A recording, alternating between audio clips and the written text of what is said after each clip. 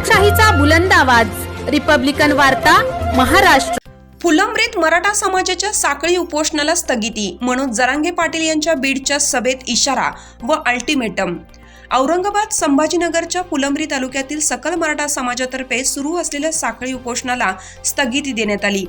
याबाबत सविस्तर वृत्त असे की मराठा योद्धा मनोज जरांगे पाटील यांच्या आदेशानुसार फुलंब्री तालुक्यातील सकल मराठा समाजातर्फे समाजाला ओबीसी मधून आरक्षण मिळवण्याकरिता दिनांक 2 डिसेंबर 2023 पासून फुलंब्री शहराच्या टी पॉइंटवर साखळी उपोषण सुरू करण्यात आलं होतं।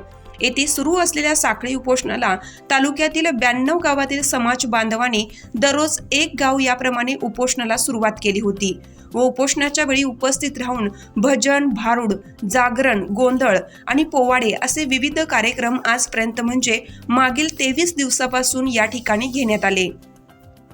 या विविध कार्यक्रमाच्या माध्यमातून मराठा समाजाला आरक्षण मिळावं म्हणून शासनाचे लक्ष वेधण्याचं काम करण्यात आलं।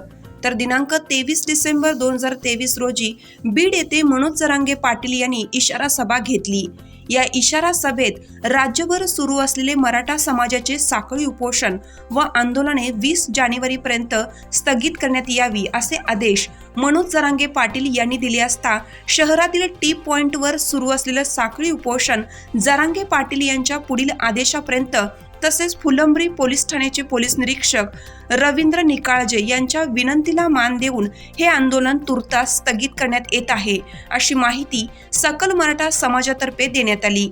रिपब्लिकन वार्ता महाराष्ट्र न्यूज साठी फुलंब्री औरंगाबाद प्रतिनिधी Akbar Shah.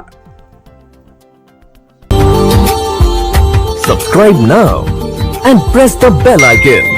Never miss an update.